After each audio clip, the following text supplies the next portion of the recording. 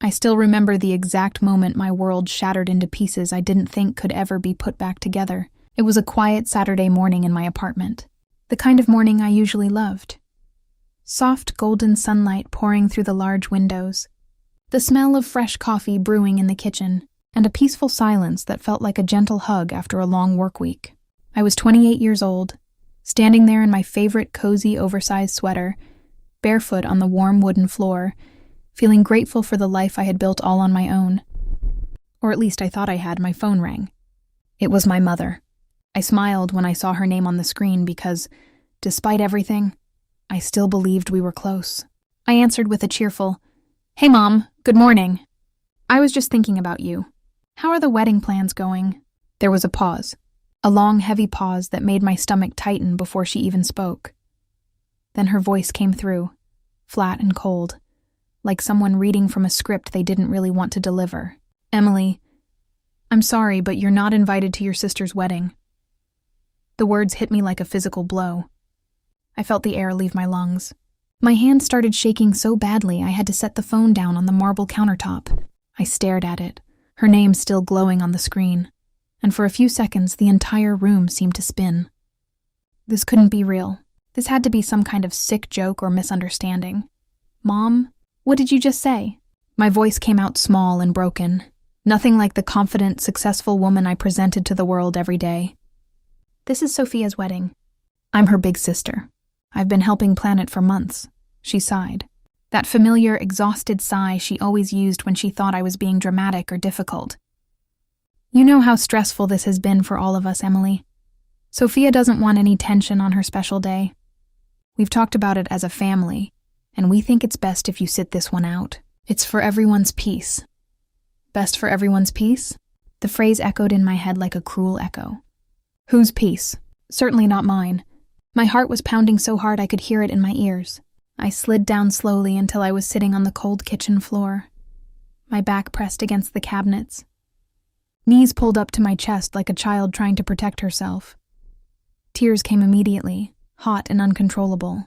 I thought about all the hours I had poured into that wedding, the late nights spent creating detailed spreadsheets for the guest list, seating arrangements, vendor comparisons, timelines, and budgets.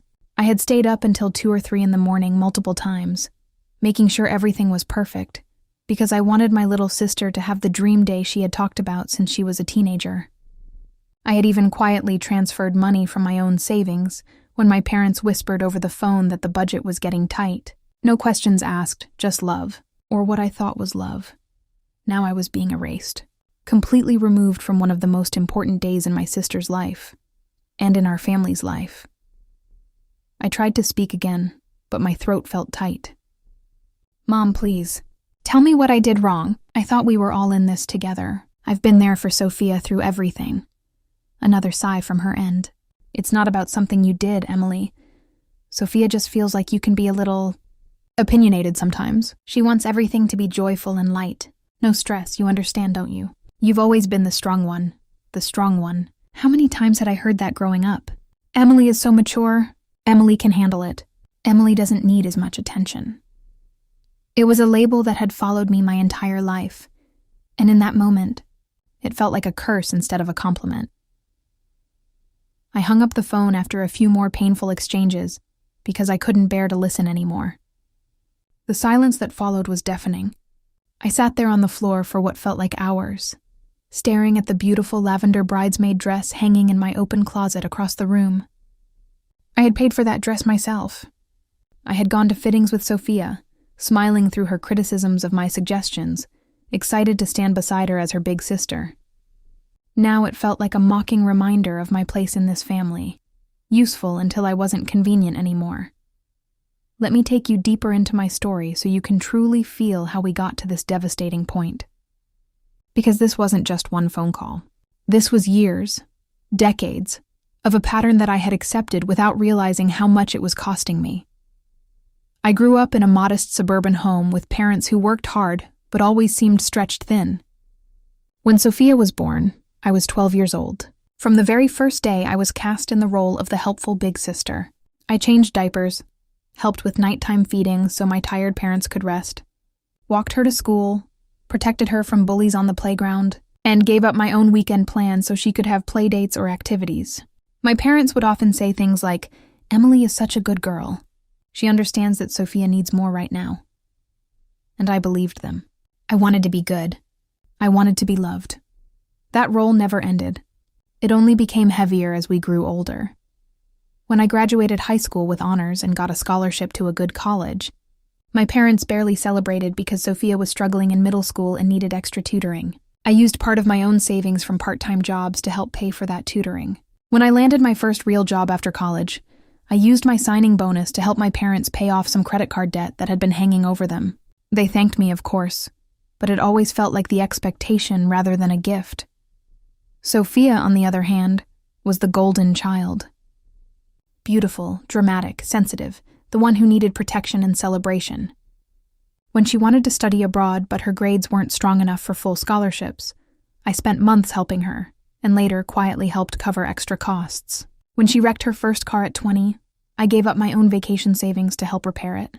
Every family emergency, whether it was medical bills, sometimes exaggerated, home repairs, or even vacations framed as necessary breaks, I was the one they called first.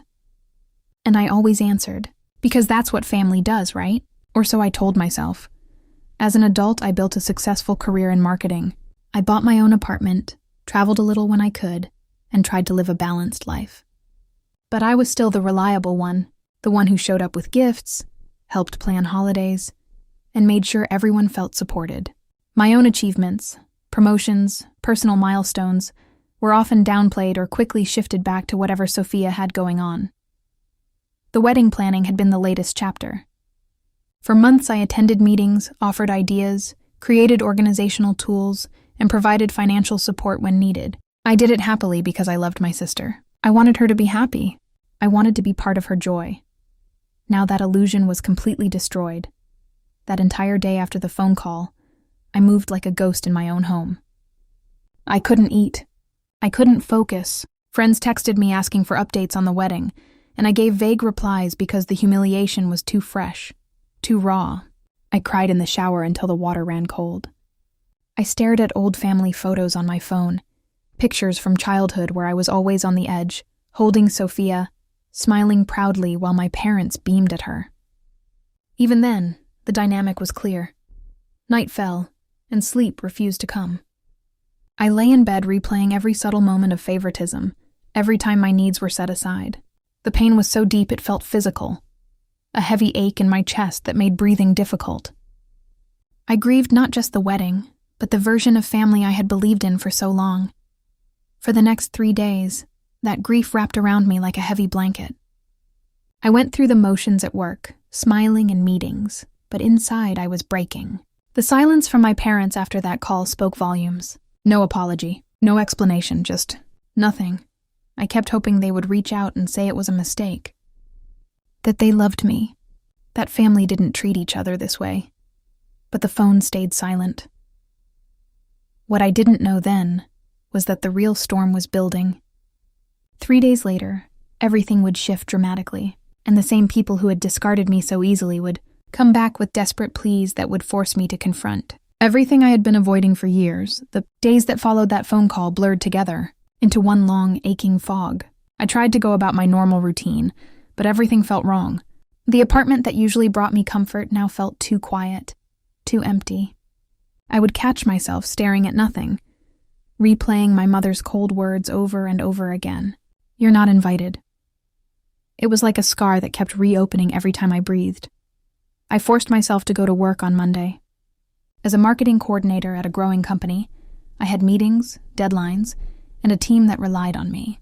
I smiled through presentations, nodded at colleagues' weekend stories, and even laughed at a joke during lunch. But inside I was crumbling.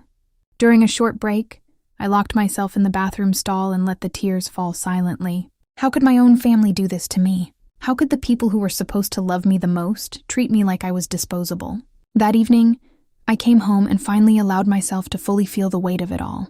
I pulled out an old photo album from the bottom shelf of my bookcase, the kind with actual printed pictures, not just digital files.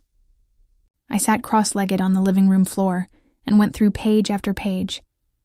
There I was at age 12, holding newborn Sophia in my arms, my face glowing with pride. My parents stood behind us, smiling wide. In almost every photo after that, I was the helper, the protector, the background supporter. Sophia was always front and center, the shining star. One particular photo hit me hard. It was from my high school graduation. I had worked so hard, graduating with honors and earning a partial scholarship. In the picture, my parents are standing with Sophia between them. She had thrown a tantrum that day because she wanted a new dress, so they spent extra time calming her. My achievement felt secondary. I remembered forcing a smile anyway, telling myself it was fine. I was the mature one. As I flipped through more pages, the pattern became painfully clear. Sophia's dance recitals, her birthday parties that were always bigger, her every milestone celebrated loudly, while mine were acknowledged quietly, almost as an afterthought. I had internalized it so deeply that I stopped expecting anything different. I became the giver, the fixer, the one who didn't need as much because I was strong. But that strength had a cost. I had delayed my own dreams, a trip to Europe I had planned for years, starting my own side business, even serious relationships because I was always putting family first. I had loaned or given them money countless times without keeping strict track, believing it was what family did. Now that belief was shattered. The second night after the call, I couldn't sleep again. I lay in bed staring at the ceiling, my mind racing through every memory. I remembered when Sophia was 16 and got caught sneaking out. My parents grounded her, but I was the one who stayed up talking to her for hours, helping her through her emotions. When she failed a class in college, I tutored her remotely while managing my own full-time job. When she wanted an expensive apartment after graduation, I helped with the deposit. And during the wedding planning, I had been there every step, suggesting vendors, helping with invitations, even designing a beautiful seating chart that took me an entire weekend. All of that, and I was now excluded. The humiliation burned deep in my chest. What would people think? Our extended family, friends, co-workers, everyone who knew me as the reliable big sister. How was I supposed to explain that I wasn't invited to my own sister's wedding? I confided in my best friend Sarah over a long phone call that night. She listened quietly as I poured everything out, my voice cracking multiple times. "Emily, this isn't okay," she said gently.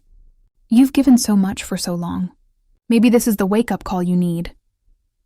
Her words planted a small seed, but the pain was still too fresh for me to fully embrace them. By the third day, the silence from my parents was deafening. No follow-up call, no apology text, nothing. It confirmed everything I had feared.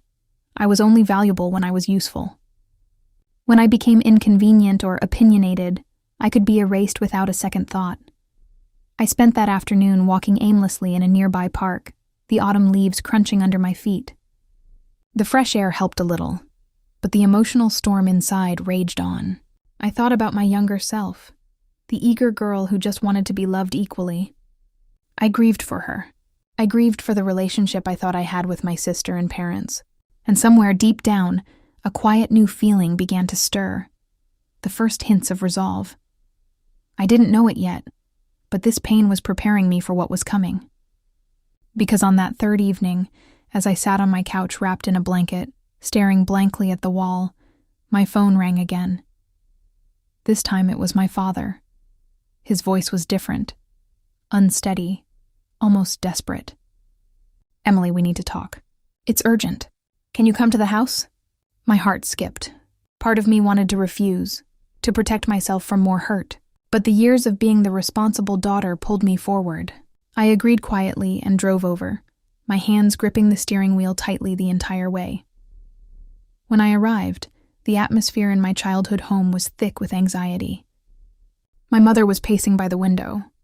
Sophia sat on the couch, her eyes red from crying, tissues everywhere.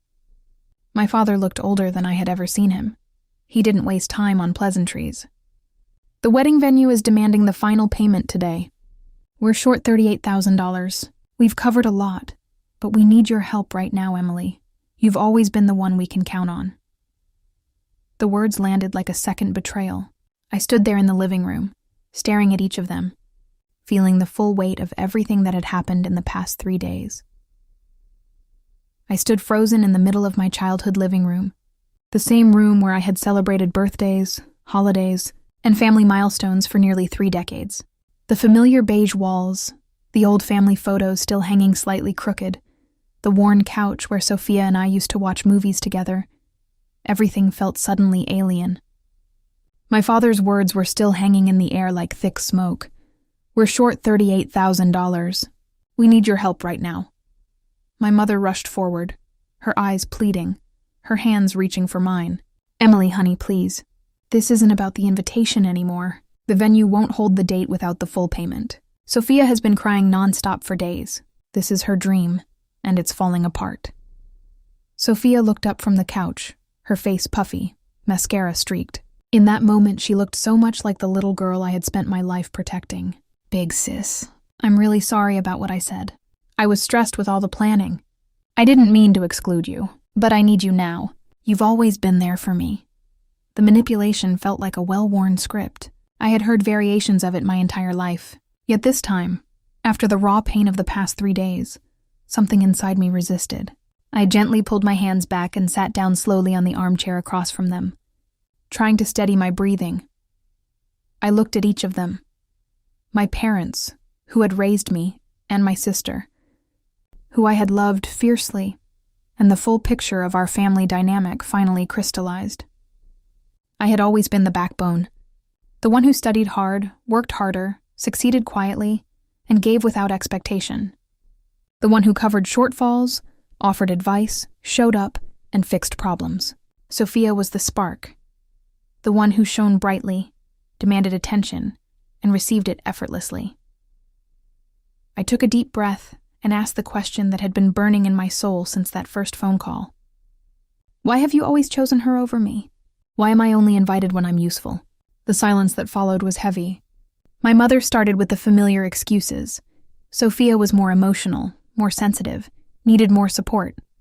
I was strong, independent, capable of handling disappointment. My father added that they had raised us both the best they could. And didn't I want my sister to be happy on her big day? Each word chipped away at the last remaining pieces of the illusion I had clung to. I realized in that moment that I had spent years betraying myself, accepting crumbs of affection and calling it love, giving money and time while receiving conditional belonging in return. I didn't yell. I didn't cry in front of them. Instead, I told them I needed time to think. I left the house that evening with a heavy heart, but a strange new clarity beginning to form. The drive home was quiet, the streets blurring through my tears. When I finally walked back into my apartment, I closed the door, leaned against it, and let the emotions crash over me fully. That night, I didn't sleep. I pulled out every bank statement, every transfer record, every text message conversation from the past 8 years. I started making notes. The numbers added up to well over $140,000 I had quietly given or loaned, for cars, tuition gaps, deposits, emergencies, and yes, wedding costs. Almost none of it had been repaid. I had never pushed because I believed in family, but family, I was learning, shouldn't feel like a one-way street. I thought about my own life, the promotions I had earned through late nights and dedication, the home I had bought with careful saving, the peace I had fought for after years of putting everyone else first. I deserved better than this. By the time morning light filtered through my windows, a quiet resolve had settled in my chest. The pain was still there, sharp and deep, but underneath it was strength, a new kind of strength that came from choosing myself for the first time. I didn't know exactly what I would do yet, but I knew one thing for certain. I could no longer be the safety net that allowed them to discard me whenever it suited them. The betrayal had cut me to my core, but it was also awakening something powerful. This was only the beginning of the storm. That night after leaving my parents' house, the full weight of the betrayal settled over me like a heavy winter blanket I couldn't shake off. I sat alone in my living room with only the soft glow of a single lamp lighting the space. The spreadsheet I had started making was open on my laptop, rows and rows of dates, amounts, and descriptions of every financial help I had given over the years. My fingers trembled slightly as I scrolled through it all. $147,000. That was the number staring back at me, not including all the emotional labor, the time, the energy, the sacrificed opportunities. I closed the laptop and leaned back, letting the tears flow freely again. This wasn't just about the wedding anymore. This was about a lifetime of being positioned as the reliable, unbreakable older daughter who existed to support everyone else's dreams while quietly setting aside her own. Let me take you even deeper into those memories so you can understand the depth of the pain I was carrying. When I was 16, I had my heart set on attending a prestigious summer art program. I had saved money from babysitting jobs and won a small scholarship. But that same summer, Sophia, who was only 8, wanted to go to an expensive dance camp. My parents sat me down and explained that the family budget was tight, and Sophia needed this opportunity to build her confidence. I gave up my spot without argument. I told myself I was being a good sister. Looking back now, I see how that moment set the tone for everything that followed. In college, while I worked 2 part-time jobs to pay for my books and supplies, Sophia would call me crying about missing home or struggling with roommates. I would send her care packages, money for outings, and spend hours on the phone comforting her. My own grades suffered slightly because of it, but I never complained. I graduated with decent honors, landed a solid entry-level marketing job, and immediately started helping my parents with their mounting bills. There was the time Sophia totaled her car at 21. She had been drinking and driving, something my parents downplayed. I used the entire bonus from my first promotion, money I had planned to use for a much-needed vacation, to help cover the repairs and increased insurance. "Emily, you're so responsible," my mother had said while hugging me. "We don't know what we'd do without you." Those words used to warm me. Now they felt like chains. As I sat there that night, I allowed myself to feel the anger that had been buried under layers of guilt and duty. It wasn't an explosive, screaming kind of anger. It was quieter, deeper, a slow-burning realization that I had been participating in my own emotional erasure for years. I thought about the wedding planning in vivid detail. The countless evenings I spent at my parents' house, laptop open, helping Sophia decide between color schemes, floral arrangements, and menu options. She would dismiss my suggestions with a wave of her hand, but still expect me to handle the organizational spreadsheets. I did it all happily at the time. I even transferred $8,000 in installments when my parents mentioned shortfalls for the deposit and custom lighting. And for what? To be told I was too opinionated and uninvited 3 weeks before the big day. The humiliation stung fresh every time I replayed it. What would I tell my coworkers who had asked about the wedding? What about our extended relatives who always commented on how close our family seemed? The shame of it all made my stomach turn. I barely slept that night. When I did drift off, I had restless dreams of being a little girl again, standing on the edge of family photos while Sophia was lifted high in the center. I woke up with puffy eyes and a heavy heart, but I forced myself to get ready for work. In the office, I went through the motions, answering emails, joining Zoom calls, smiling when appropriate. But every spare moment, my mind returned to that living room conversation. By the afternoon, I received a string of text messages from my mother. "Emily, please don't abandon your sister in her time of need. We raised you better than this. Family means supporting each other even when it's hard." The guilt trip was strong, as always. For a moment, the old Emily, the one who always caved, stirred. But something had shifted. The pain of being uninvited had cracked open a door I couldn't close anymore. I didn't reply to the texts. I simply put my phone on silent and focused on my work. That evening, I called my best friend Sarah again. We talked for nearly 3 hours.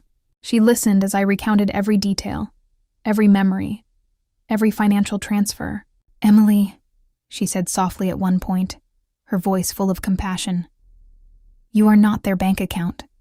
You are not their emotional support animal. You are a person who deserves reciprocity and respect." Her words landed like truth I had been avoiding. I cried again, but this time the tears felt different, like they were washing away some of the old programming. As the days continued, I started journaling. Page after page of raw emotions, unsent letters to my parents and sister, lists of things I had sacrificed, and slowly, lists of things I wanted for my own life. The more I wrote, the clearer it became. I had been strong for everyone. else for so long that I had forgotten how to be kind to myself. The conflict inside me raged between the daughter who wanted to fix everything and the woman who was finally waking up to her own worth. The betrayal had broken something precious, but it was also creating space for something new: boundaries, self-respect, and the courage to say no. I still didn't know exactly how this story would unfold, but I could feel the shift happening deep within me. The pain was intense, but it was no longer just destroying me. It was reshaping me. The following days became a painful dance between memories and reality. I would be in the middle of cooking dinner, and suddenly remember another moment that proved how deep this pattern went. One evening, while chopping vegetables, I recalled the time I was 25 and had just received my first major promotion. I was so excited. It came with a significant raise and a new title I had worked incredibly hard for. I called my parents immediately, voice full of joy, expecting them to celebrate with me. Instead, the conversation quickly shifted. Sophia had just broken up with her boyfriend and was devastated. My mother spent 30 minutes telling me how much my sister needed support right now, and could I come over that weekend to cheer her up? My promotion was acknowledged with a quick, "That's nice, honey. We're proud of you," before the focus returned entirely to Sophia. I ended up spending that entire weekend at my parents' house, comforting my sister, baking her favorite treats, and listening to her cry. My own milestone quietly faded into the background. These kinds of moments played on repeat in my mind. I realized I had trained myself to dim my light so Sophia's could shine brighter. It had become so normal that I stopped noticing how much it hurt. As the week progressed, the pressure from my family intensified. My mother called multiple times a day. At first her tone was sweet and pleading. "Emily, we're all hurting here. Sophia hasn't eaten properly. The wedding is in 2 weeks and everything is falling apart without your help." When I stayed quiet, her tone sharpened. "After everything we've done for you, this is how you repay us? We gave you life. We raised you." Those words cut deep. I wanted to scream back, to list every sacrifice, every dollar, every lost opportunity. But I held my tongue. I was learning that reacting from pain only gave them more power. Instead, I started responding with short, calm messages. "I need more time to think. I'm processing everything." Sophia texted me directly too. Long paragraphs filled with tears and apologies mixed with guilt. I was wrong about the invitation. I was just overwhelmed. "You're my big sister. Please don't let me down on the most important day of my life." Reading her words brought fresh waves of heartbreak. Part of me still loved her fiercely, the little girl I had protected for so many years. But another part recognized the manipulation I had enabled for too long. I spent hours that week walking through the city park near my apartment, headphones in, listening to soft instrumental music that matched my heavy mood. The trees were starting to change colors, beautiful golds and reds that felt ironic against the grayness inside me. I thought about my own future, the one I had been postponing. There was a solo trip to Italy I had dreamed about for years. Art museums, cobblestone streets, gelato and little cafes. I had always told myself, after the wedding, or after helping Sophia settle. Now I wondered why I kept putting my life on hold. One particularly hard afternoon, I sat on a bench and cried openly. An older woman walking her dog noticed and gently asked if I was okay. I gave her a watery smile and said I was going through a family issue. She patted my shoulder and said something I'll never forget. "Blood doesn't make family, dear. Respect does." Her words stayed with me the rest of the day. At home, I continued expanding my spreadsheet. I added emotional notes next to each entry. How I felt when I gave the money. What I had to give up. How it was never acknowledged. Seeing it all laid out so clearly was both devastating and empowering. It was proof that my feelings were valid, that this wasn't just me being too sensitive. I also started making a new list, a list of boundaries I wanted to set and dreams I wanted to pursue. It felt scary but liberating. For the first time, I allowed myself to imagine a life where I wasn't constantly available for everyone else's emergencies, a life where my worth wasn't tied to what I could provide financially or emotionally. The internal battle was exhausting. Nights were the hardest. I would lie awake questioning everything. Was I being selfish? Was I abandoning my sister in her time of need? But then I would remember the cold tone in my mother's voice when she uninvited me, The lack of any real apology. The immediate pivot to asking for $38,000. That memory strengthened my resolve. My best friend Sarah came over one evening with takeout and wine. We talked late into the night. She helped me see the situation from an outside perspective. You've been the parent in this family for years, Emily.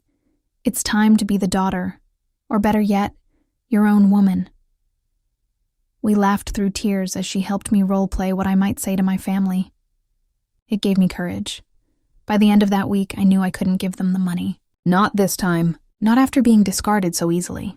The betrayal had forced me to confront a truth I had avoided for years. I deserved better. My love, my support, my money, they were gifts, not obligations to be demanded. The pain was still raw, the grief still heavy, but a quiet strength was growing. I was shifting from the broken daughter to a woman ready to protect her own peace. The pressure kept building like a storm that refused to break. My phone became both a source of anxiety and a painful reminder of how conditional their love felt. Every notification from my family made my stomach twist. I started leaving it in another room just to have a few hours of peace. But the silence from my own mind was even louder, filled with questions, doubts, and memories that wouldn't let me rest. One afternoon at work, during a quiet moment between tasks, I opened my journal again. I wrote for nearly an hour without stopping. I described the exact feeling of hearing my mother's voice on that Saturday morning, the way my body went cold, how my knees weakened, how the proud, independent woman I had become suddenly felt like that overlooked little girl again. Writing it out helped me process the layers of hurt, the public rejection, the financial ask right after, the years of unequal treatment. I remembered a specific Christmas when I was 23. I had worked overtime for months to buy Sophia a beautiful designer handbag she had wanted for ages. I wrapped it carefully and watched her open it with squeals of delight. My own gifts that year were practical items: socks, a planner, some books. My parents had smiled and said, "You're so easy to shop for, Emily. You don't need much." That memory now made me ache. I had accepted being easy for so long that I forgot how it felt to be celebrated. As the days passed, my family's messages grew more desperate. My father called one evening, his voice tired and strained. "Emily, the vendors are threatening to cancel everything. We've put so much into this wedding already. $38,000 would save the day. We'll pay you back this time, I promise. With interest if you want." The promise felt hollow. How many times had I heard similar words before?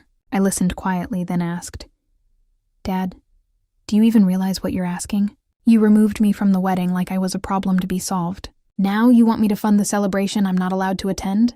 He paused for a long time. "We made a mistake with the invitation. Your sister was emotional. But this is bigger than that now. Family sticks together. Family sticks together." Those words used to comfort me. Now they felt like a trap, a way to keep me in the same unequal role I had outgrown. That conversation left me drained. I spent the rest of the evening on my balcony, wrapped in a warm blanket, watching the city lights flicker on. I thought about all the times I had put their needs above mine. The vacation I canceled when Sophia needed help moving. The new car I delayed buying so I could help with her student loans. The emotional energy I poured into every family crisis while my own quiet struggles went unnoticed. The shift from pain to strength wasn't sudden or dramatic. It happened in small, quiet moments, like when I looked at my bank account and realized how much security I had built through years of hard work. That money represented my freedom, my future, my peace. Giving it away this time would mean betraying myself in the worst way. I started imagining what saying no would look like. Not out of spite, but out of self-respect.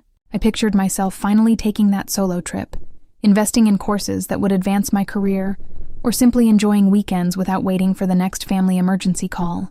The vision felt scary, but also incredibly freeing. My best friend Sarah visited again that weekend. We cooked dinner together and talked for hours. She helped me rehearse calm but firm responses. "I love you, but I can't continue this pattern. I need relationships based on mutual respect, not obligation." Practicing those words made them feel more real. She reminded me that true family wouldn't treat me as an ATM with feelings. By the end of that week, the internal battle had quieted somewhat. The grief was still there. I mourned the sister I thought I had, the parents I wished for, but a new clarity was emerging. I understood that continuing to give without boundaries wasn't love. It was enabling a toxic dynamic that hurt everyone, including them. I began small acts of self-care that felt revolutionary. I booked a massage. I bought fresh flowers for my apartment. I watched movies I loved without guilt. Each small choice reinforced that I mattered too. The betrayal had broken my heart, but it was also revealing truths I needed to see. I was no longer willing to be the invisible supporter. I was ready to stand in my own light, even if it meant facing discomfort and family tension. The climax was approaching. I could feel it in every unanswered message, every moment of quiet resolve. Soon I would have to make my choice official, and everything would change. The closer we got to the original wedding date, the heavier the emotional weight became. I could feel the tension building not just in my family's messages, but inside my own chest. Every morning I woke up with a knot in my stomach, wondering if today would be the day I caved or the day I finally stood firm. The nights were long and restless, filled with memories that kept resurfacing like waves that wouldn't stop crashing. One memory in particular haunted me during those quiet hours. I was 27 just after buying my apartment. I had worked incredibly hard for the down payment, skipping vacations, eating at home, taking on extra freelance projects late into the night. When my parents heard about it, their first reaction wasn't pure celebration. It quickly turned into, "That's wonderful, Emily. Since you have some stability now, maybe you could help Sophia with her rent for a few months. She's struggling to find her footing." I agreed, of course. I transferred money for 6 months because I wanted to be supportive. Meanwhile, I furnished my new home with secondhand pieces and told myself it was fine. These stories weren't isolated. They formed the fabric of my entire adult life. I had become the default solution for every financial or emotional shortfall in the family. And the thanks? Usually a quick hug or a "you're the best, sis," before the cycle repeated. As the days ticked down, my mother's calls became more frequent and emotional. In one particularly difficult conversation, she was crying on the phone. "Emily, the photographer canceled. The florist is threatening to pull out. Your sister is a mess. She hasn't slept in days. How can you sit there and do nothing when you have the means to help?" Her voice cracked with desperation. "We never asked for much from you. Until now." I sat on my couch, phone pressed to my ear, tears silently streaming down my face. I wanted to scream that they had asked for everything. My time, my energy, my money, my self-worth. Instead, I said softly, "Mom, I need you to understand how much this invitation rejection hurt me. It wasn't just about a wedding. It was about my place in this family." She tried to interrupt with more excuses about Sophia's stress, but I continued. "I've given over $140,000 over the years. I've been there for every crisis. And the moment I became slightly inconvenient, I was erased. That pain runs deep. I can't just write a check and pretend everything is okay." The line went quiet for a long moment. Then my father joined the call. His tone was a mix of frustration and pleading. "Emily, this isn't the time for grudges. We're talking about your sister's future. 38,000 is a lot, but you've done well for yourself. This could save the entire event." Their words revealed the truth so clearly. They saw my success as something that belonged to the family, not to me. My hard work, my discipline, my sacrifices. They viewed it as a resource to tap into, rather than a sign that I deserved respect and autonomy. That conversation broke something inside me, but in a healing way. I finally saw the dynamic for what it was. I wasn't being selfish by considering saying no. I was being self-respecting. In the final days before the scheduled wedding, I made my decision firm in my heart. I would not give them the money, not out of revenge but out of necessity, to protect the woman I was becoming. I spent hours journaling my reasons, my feelings, and what I hoped for the future. I wrote letters I never planned to send, raw, honest expressions of pain, love, disappointment, and hope. I also prepared myself for the consequences. I knew there would be anger, guilt trips, possibly even temporary silence or accusations. But I reminded myself that I had survived the initial betrayal. I could survive whatever came next. My best friend Sarah became my anchor during this time. She came over almost every evening, bringing food, listening without judgment, and helping me stay grounded. "You're not abandoning them," she would say. You're teaching them how to treat you, and if they love you, they'll learn. Those words gave me strength. I started visualizing a different future, one where family interactions were based on mutual care rather than obligation. One where I could celebrate my own milestones without them being overshadowed. One where I could say no without losing my sense of self. The internal shift was profound. The shattered, heartbroken daughter was transforming into a woman who valued her peace, her boundaries, and her worth. The pain was still present, a dull ache that surfaced in quiet moments, but it no longer controlled me. Instead, it fueled my clarity. I knew the moment of truth was coming. Soon I would have to deliver my decision. And when I did, nothing in our family would ever be the same again. The final days before the scheduled wedding date felt like walking through thick fog. Every hour stretched endlessly, filled with a mixture of grief, anger, clarity, and a growing sense of empowerment I had never experienced before.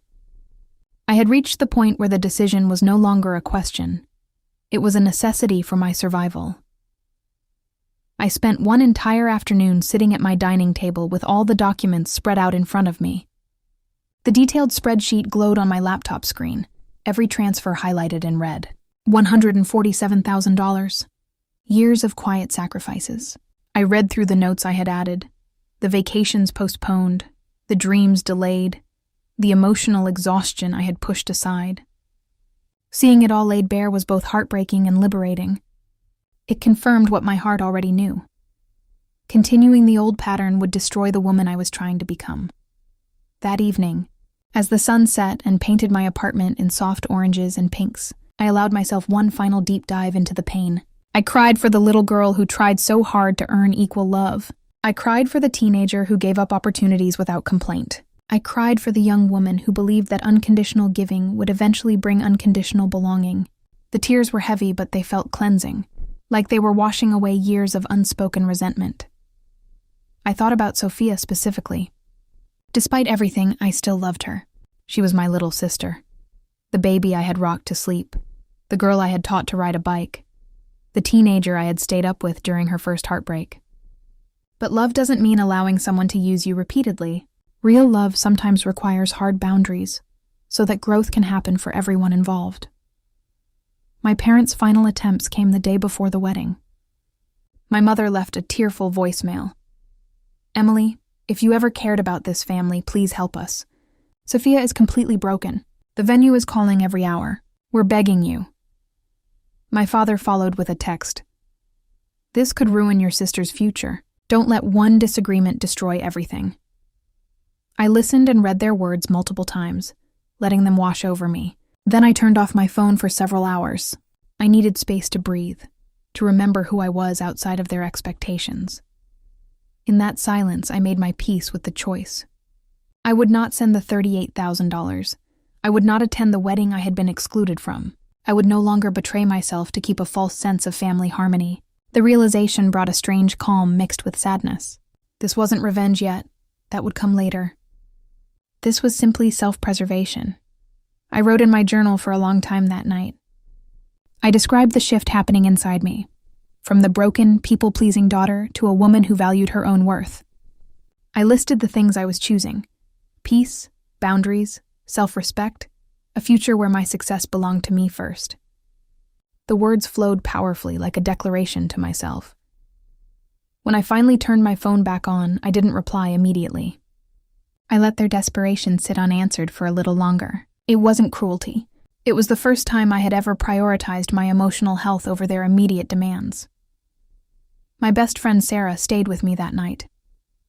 We ordered comfort food, watched lighthearted shows, and talked about everything except the wedding for a while. Then, when I was ready, I shared my final decision with her. She hugged me tightly and whispered, "I'm so proud of you. Emily, this is the beginning of something better." As the clock ticked closer to the wedding morning, I felt the full spectrum of emotions, the deep ache of loss, the sting of betrayal, the nervousness about what would happen next, and underneath it all, a quiet, steady strength that felt brand new. I had spent my life being the strong one for others. Now I was finally being strong for myself. The betrayal had taken me to my lowest point, but it had also pushed me toward a necessary awakening. I was no longer willing to be the family's emotional and financial crutch at the expense of my own well-being. The pain had transformed into purpose.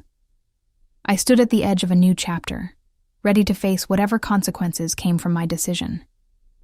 The storm was about to break fully, and I was prepared. The morning of the original wedding date arrived with a strange, heavy calm. I woke up early, before the sun had fully risen, and sat by my window with a cup of tea. The city outside was just beginning to stir, but inside my apartment, everything felt suspended, like the world was holding its breath along with me. I had made my decision, and now it was time to deliver it. I picked up my phone, took a deep breath, and typed a single message into the family group chat. My fingers hovered for a long moment before I pressed send. I will not be providing the $38,000. I will also not be attending the wedding. I truly hope the day becomes everything you envisioned. Then I turned my phone completely off. No explanations. No further discussion. Just a quiet, firm boundary. For the first time in my life, I chose my peace over their chaos. I spent that entire day doing something radical for me. I focused only on myself. I went for a long, slow walk in the park, feeling the cool morning air on my face.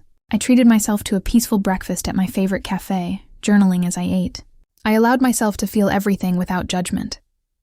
The sadness of losing the fantasy of family unity, the lingering pain of rejection, and the growing sense of relief that I had finally honored myself. What happened next on their side came back to me in fragments over the following days.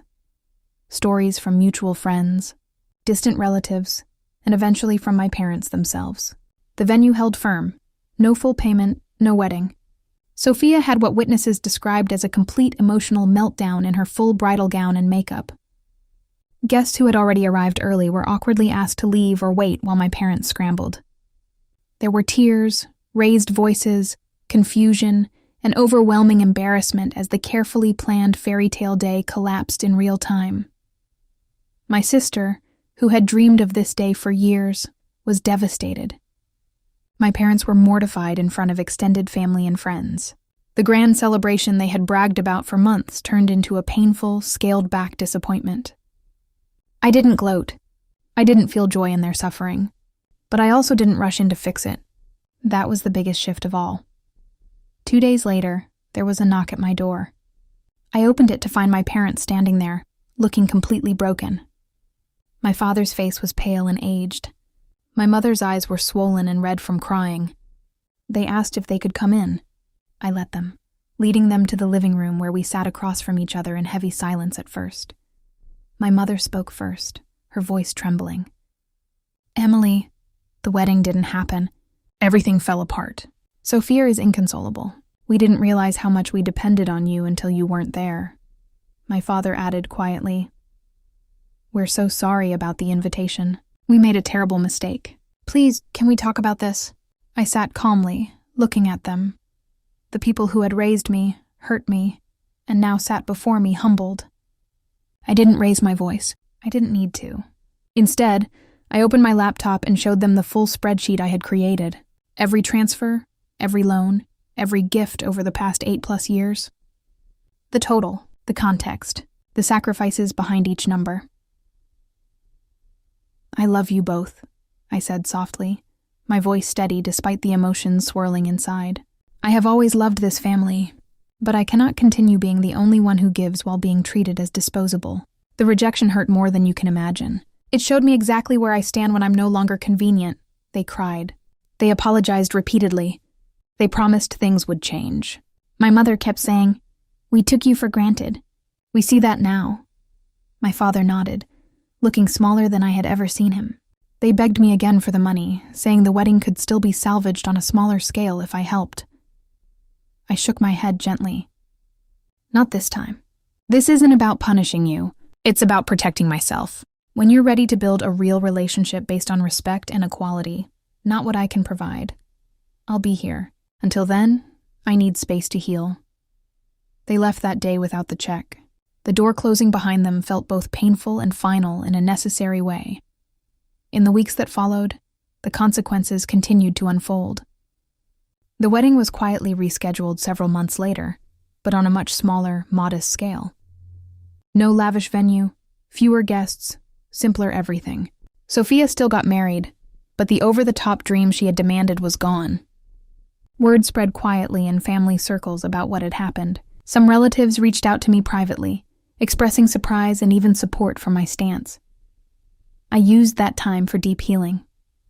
I continued journaling daily. I started therapy, which helped me unpack years of people-pleasing and conditional self-worth. I took that solo trip I had dreamed about. A beautiful week in the mountains where I hiked, read books, and rediscovered joy in my own company. For the first time in years, I felt light. The weeks after that confrontation with my parents were some of the most transformative of my entire life. At first, the silence from my family felt deafening. No calls, no texts, no sudden emergencies, just space. And in that space, I began to breathe in a way I hadn't in years. I remember waking up one morning about a week later and realizing the heavy knot in my stomach was finally loosening. I made myself a nice breakfast, played soft music in the background, and sat at my table feeling something close to peace. It was unfamiliar but welcome.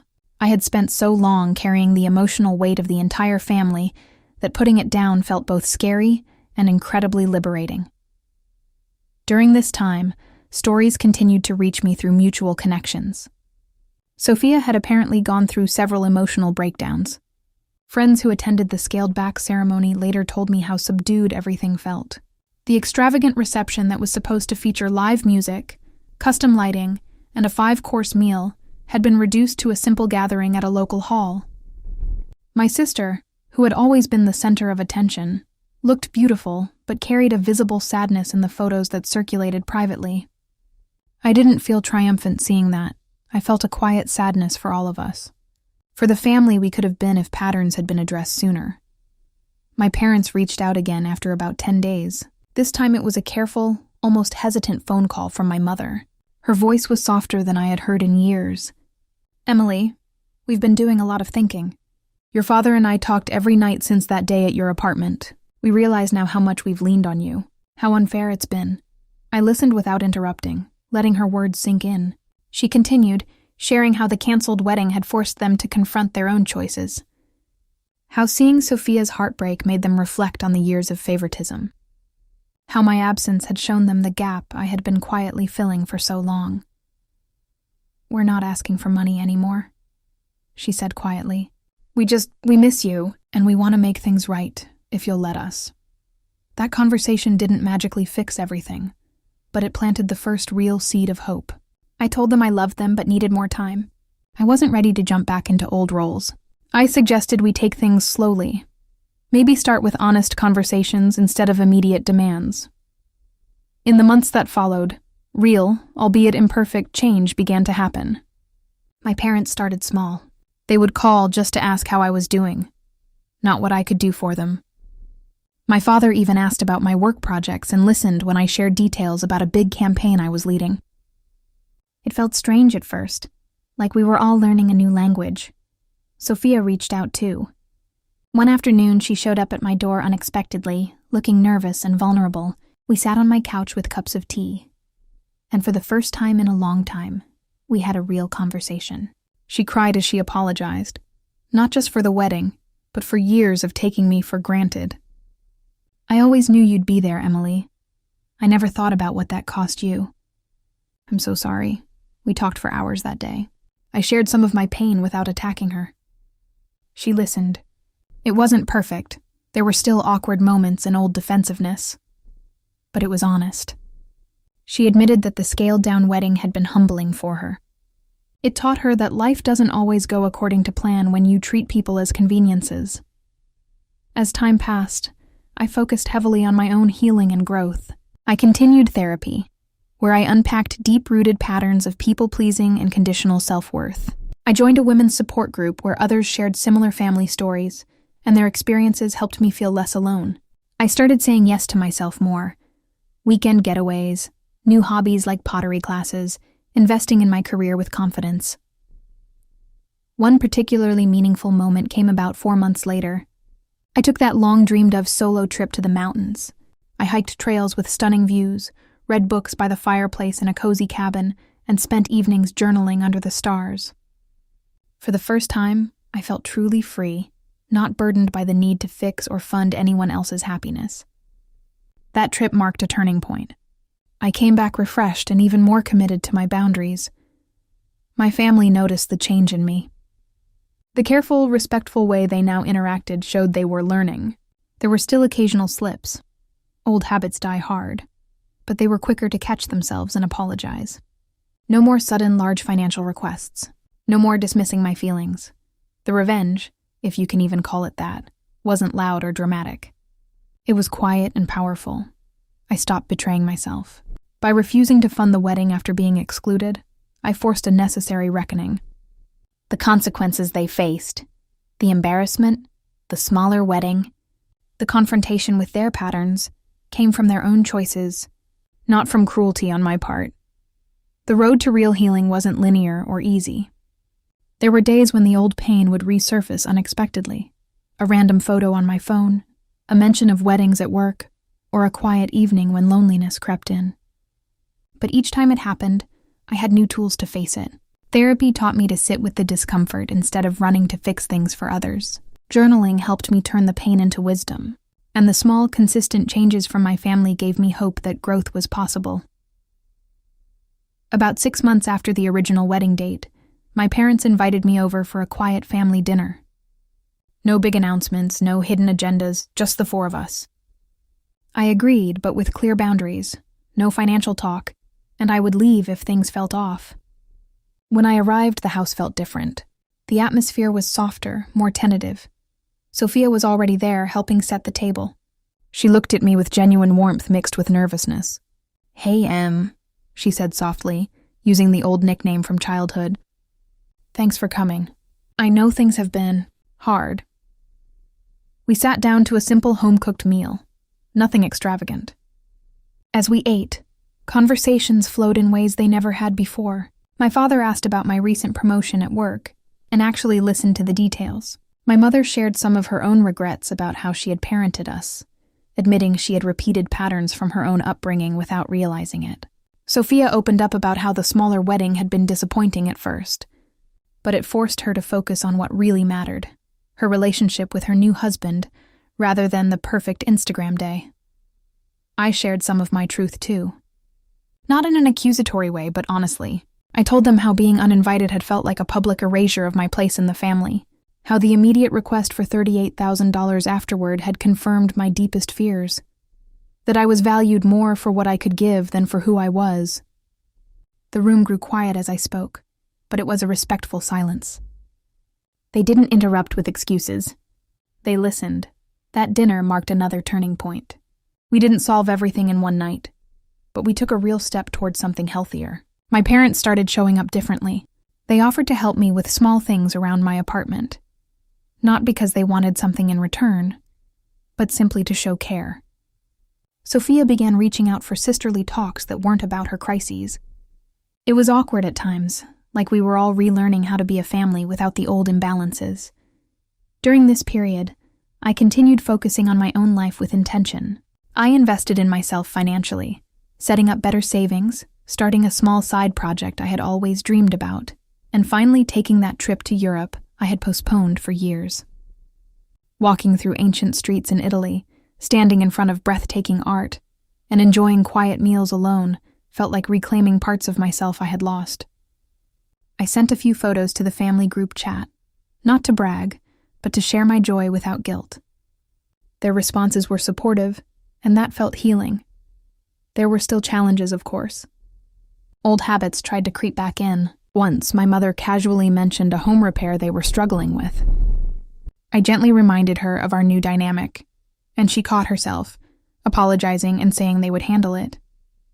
Those moments showed me they were truly trying.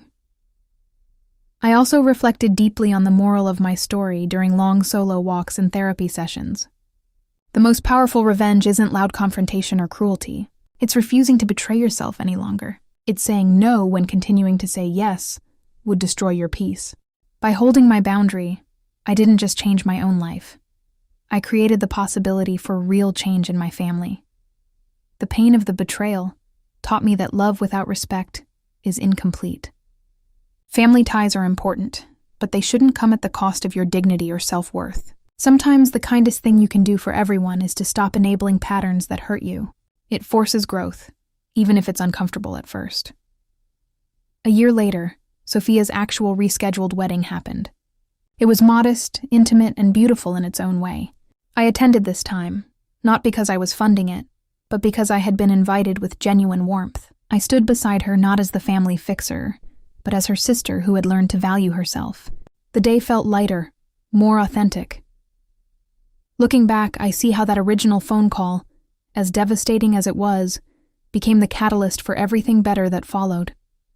The $38,000 I didn't give became an investment in my own freedom and, ultimately, in a healthier family dynamic. Today, more than a year and a half later, I sit here reflecting on how dramatically life has changed. The woman who once crumbled on her kitchen floor after that phone call is now stronger, clearer, and at peace in a way I never imagined possible. The wounds are still there, scars that remind me of the journey, but they no longer define me or control my days. My family and I continue rebuilding slowly and intentionally. We have monthly dinners where conversations feel more balanced. My parents have become better listeners. Sophia and I talk more like true sisters, sharing vulnerabilities instead of just her crises. There are still moments when old patterns try to surface, but now they're met with gentle reminders and accountability. The $38,000 request feels like a distant memory that served its purpose. It forced all of us to look in the mirror. I've thrived in my own life as well. My career has advanced with new opportunities I could fully embrace without guilt. I've traveled to places that once felt like distant dreams. I've built friendships that nourish me and learned to celebrate my own successes loudly. Most importantly, I've developed a deep, unshakable self-respect that no one can take away. Looking back at that painful Saturday morning, I now see it as the beginning of my freedom. Being banned from the wedding hurt more than I can describe, but it revealed the truth I needed to see. The desperate plea for $38,000 just days later became the final push that made me choose myself. The revenge wasn't in watching them struggle, though the consequences were real. The real justice was in my refusal to keep betraying my own worth. If you're watching this and you've ever been the reliable one in your family, the giver, the fixer, the bank account with a heartbeat, I want you to hear this from the deepest part of my heart. You are allowed to say no. Your value is not measured by how much you can provide or how much disappointment you can silently endure. You deserve relationships built on mutual respect, not obligation. Setting boundaries isn't selfish. It's an act of love, for yourself and ultimately for them. Sometimes the most powerful thing you can do is stop participating in your own erasure. The pain of betrayal cuts deep, but on the other side is clarity, strength, and the chance to build something healthier. I found my peace, and I truly believe you can find yours too. Thank you for sitting with me through this long, emotional story, for every tear, every memory, and every hard truth we walked through together. If my experience resonated with you, please share your own stories in the comments. You are not alone. You are stronger than you know, and you are enough, exactly as you are. Until next time, remember to protect your peace. It's the most valuable thing you own.